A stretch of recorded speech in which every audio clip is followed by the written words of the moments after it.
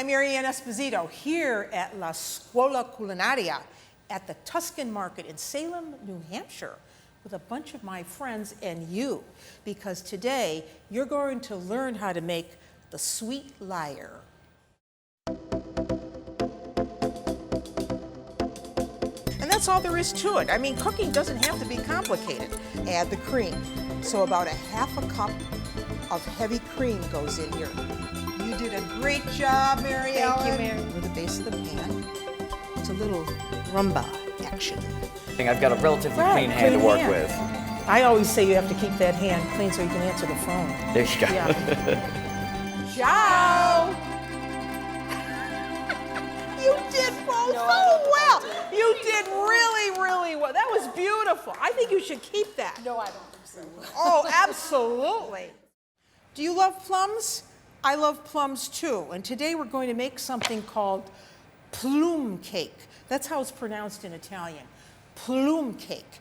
But guess what? It has nary a plum in it. And it's called plume cake because this is the Italians' way of saying pound cake. It's their version of pound cake.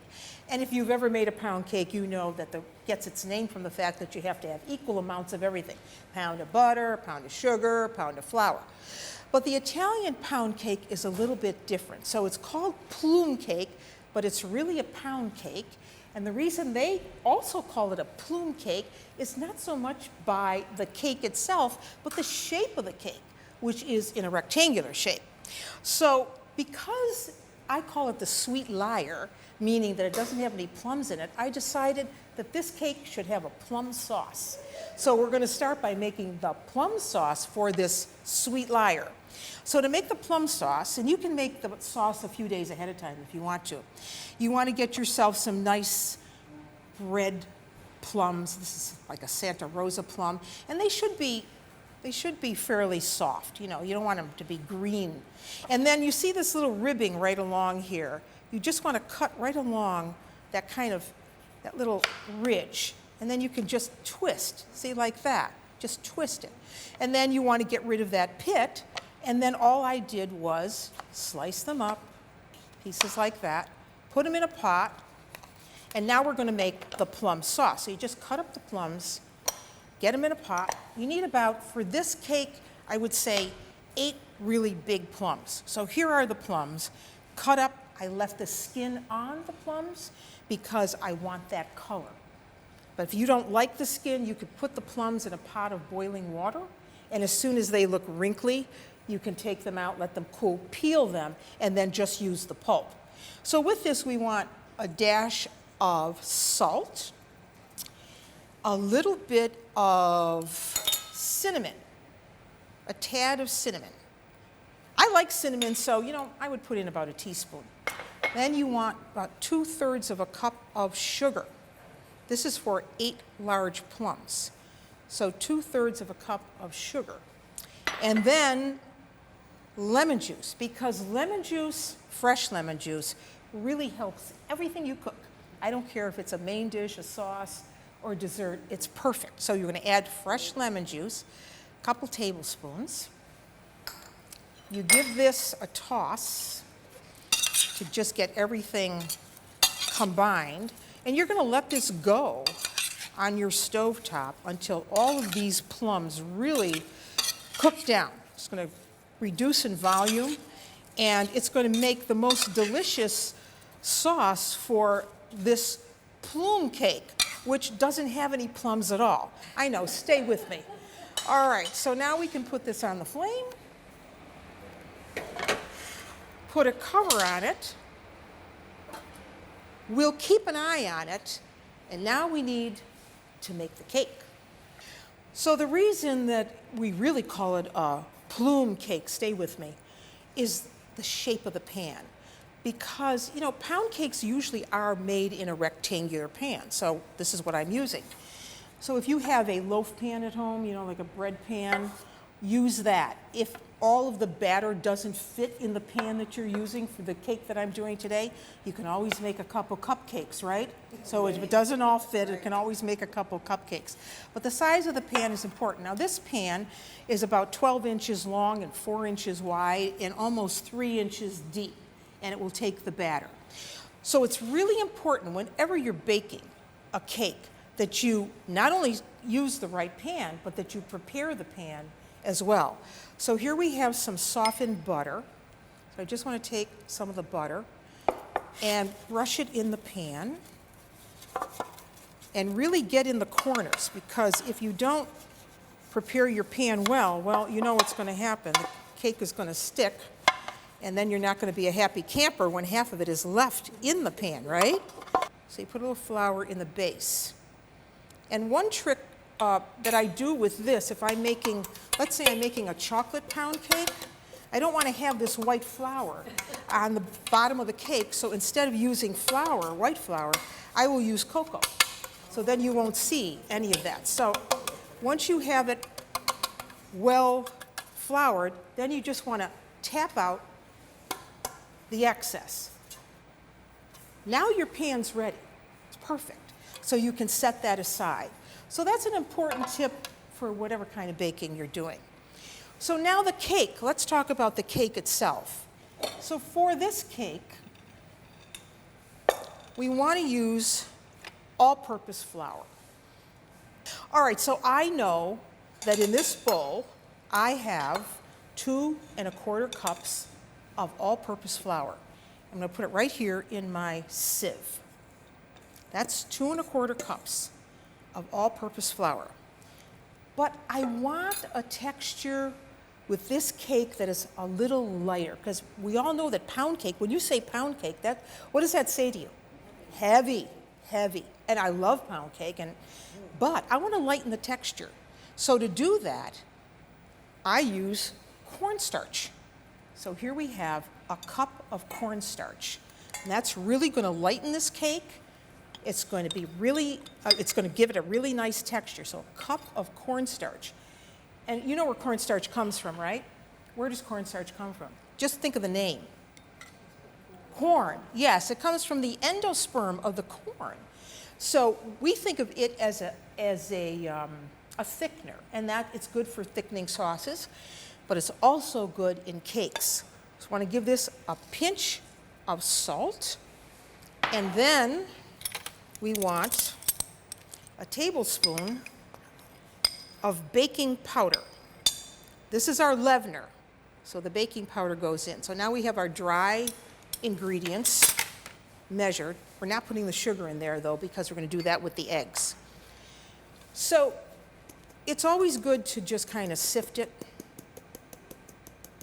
That makes it even easier for it to blend with the other ingredients. Okay, and that's that. So we can set that aside now and work with our wet ingredients, rather. So for our wet ingredients, I said this was Plume cake. It's a very interesting combination of ingredients. So now we have 4 large eggs, and we just want to give them a little bit of a whisk, beat some air into them. And this cake does not use a pound of butter. Instead, it uses sunflower oil. So we have 1/3 cup of sunflower oil here. That's going to go in with the eggs.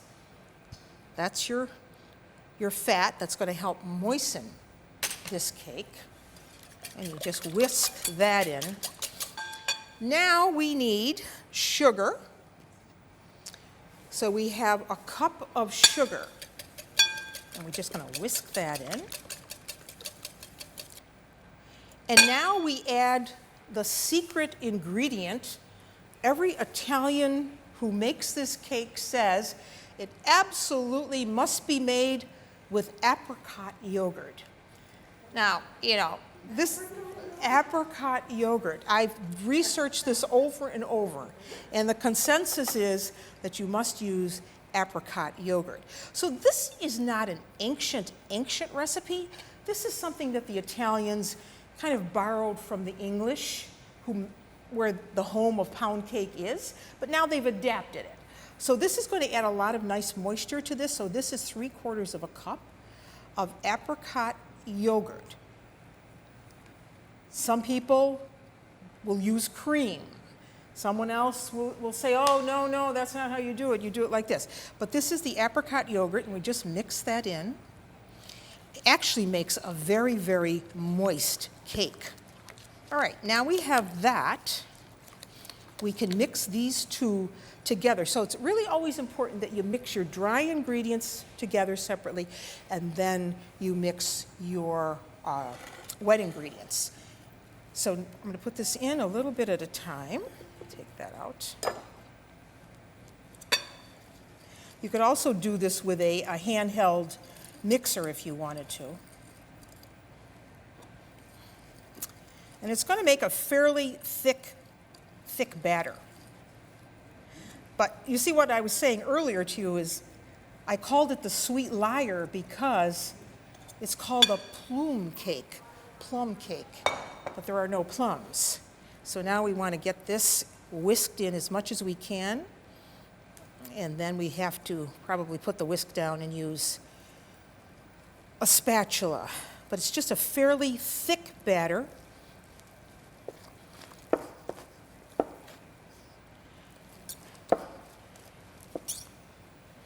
All right, that looks good. Now, while we were doing this, our oven was on at 350 degrees. We're going to bake this, and while it's baking, we're going to make a glaze for it. So I'm going to put that aside, my bowl, wipe down these sides, make sure I have all of that well mixed.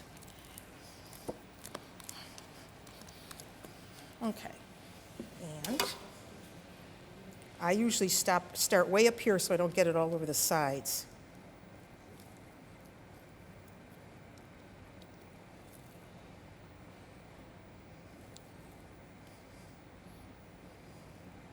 Now, traditionally, when a pound cake cooks, it should crack. You know, the top should have a crack on it. And you spread it in there so it's nice and even. And you see how this fit this pan perfectly. But if you were using a smaller pan, like I said, just then you get out some cupcake tins or papers, and you just put the extra in your cupcake papers and just bake them along with the cake, but take them out before the cake is done. All right, so now that's in the pan. And the next thing we want to do is give it a good tap to get out all the air bubbles. And really, when you bake a cake, you should really never fill it to the top, because then where's it going to go, right? So the baking powder is going to allow this cake to rise. And what I want to see is that it has a dome on it. That's typical of a pound cake. So it has a domed top, and it'll have a crack down the center if we did it correctly. So 350 degrees, preheated, in it goes. And I would say 45 minutes. You take a cake skewer, stick it in the center. If it comes out clean, the cake is done. Here is the baked plume cake. And you see how evenly browned it is, nice on the bottom, on the top.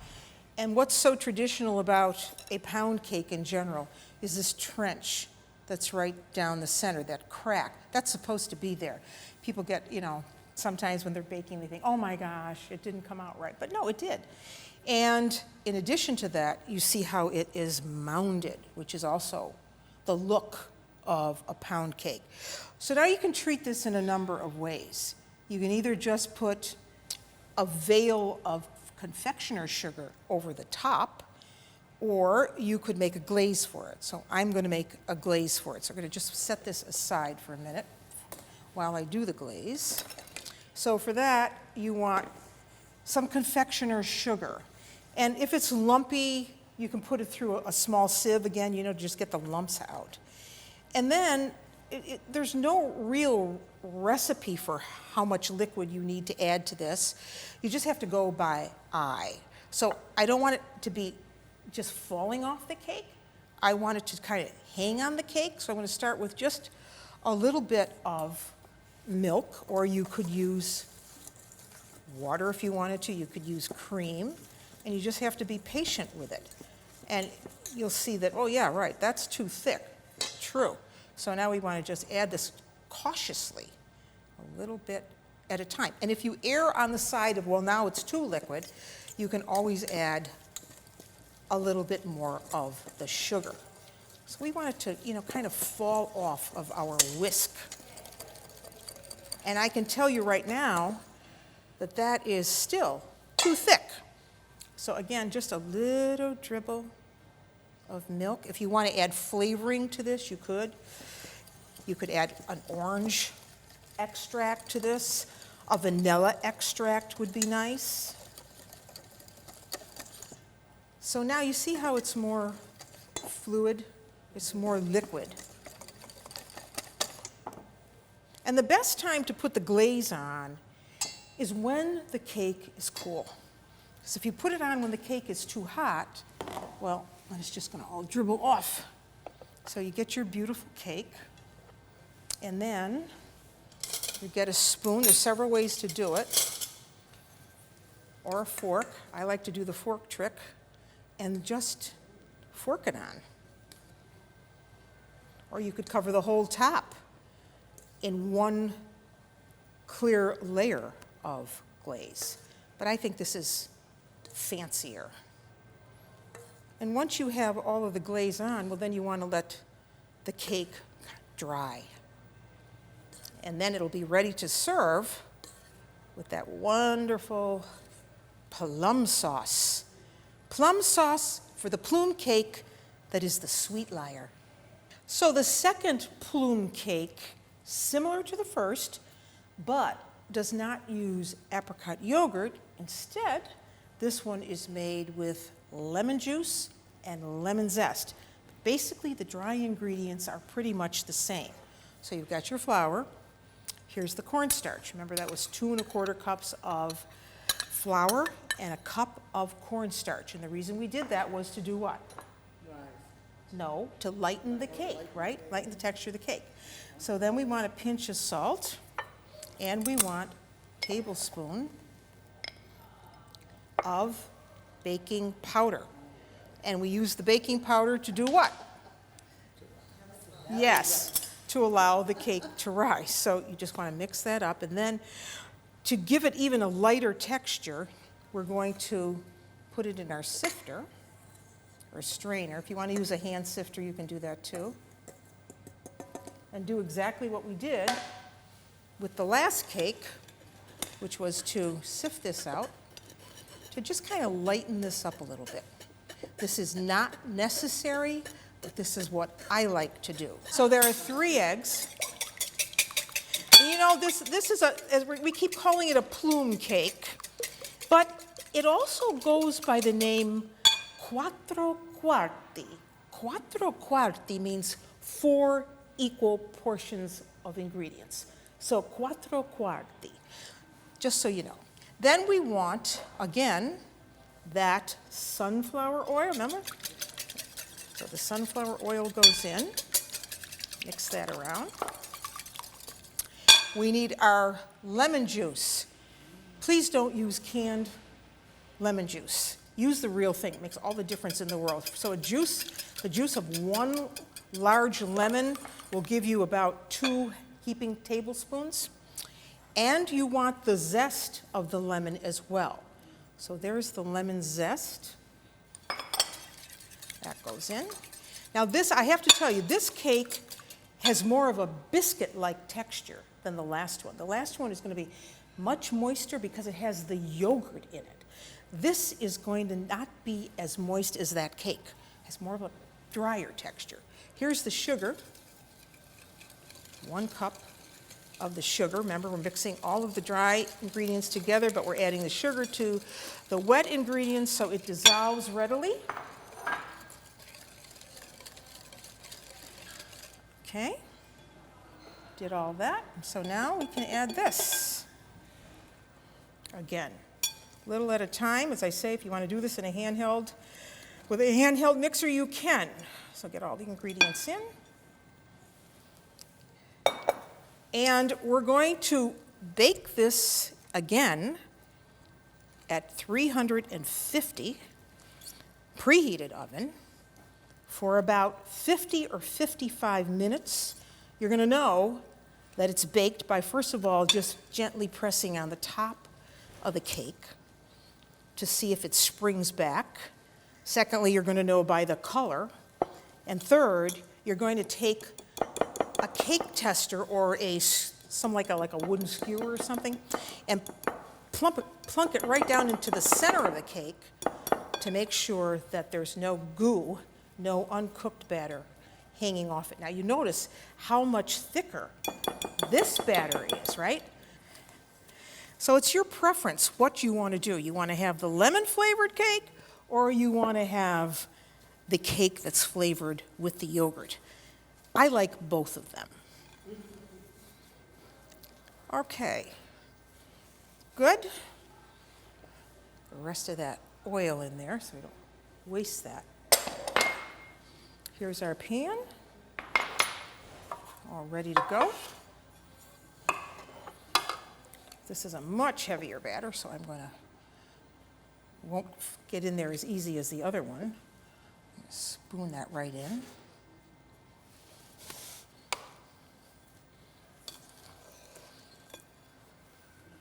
This is the kind of cake that will also keep for a while, so this is a good keeper.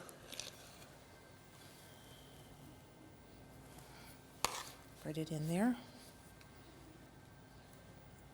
Now you can serve this one with fresh fruit, serve it with ice cream, serve it with whipped cream, serve it just as it is with a nice cup of tea or an espresso. Doesn't that sound good right now? Yeah. So again, you spread it in, and this is going to dome up just like the last one.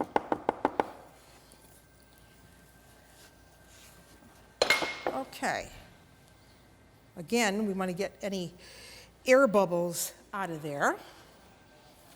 So once you have it in the pan, you give it a good tap. In it goes. 350, 50 minutes later, the choice is yours. The Sweet Liar, 2 ways.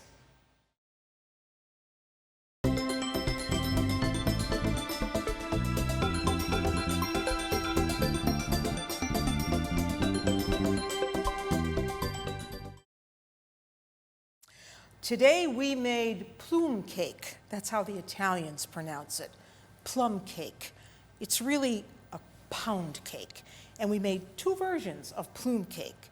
This is the more traditional one, made with the apricot yogurt. Remember, we had flour and eggs and oil, sugar, and apricot yogurt, making this a very, very moist cake. It's a perfect pound cake, and all we did was glaze it with a little confectioner's sugar and milk. And the second version of plume cake pound cake is this one, where we didn't use apricot yogurt. We used lemon juice, and we used the zest of a fresh lemon, but basically had all of the other same ingredients, the flour, the sugar, the eggs, the cornstarch, which gives these cakes their peculiar texture. Wonderful. But if you really want to stay with tradition and the plume cake, then you have to make plum sauce. And here we have plum sauce. Remember, we cooked down those plums with some sugar, a little bit of salt, a little bit of cinnamon, and it's all ready for the eating. So there you have it, 2 versions of plume cake, courtesy of Pellegrino Artusi, who called it the Sweet Liar. And until I see you nella cucina again, I'm Mary Ann Esposito. Ciao.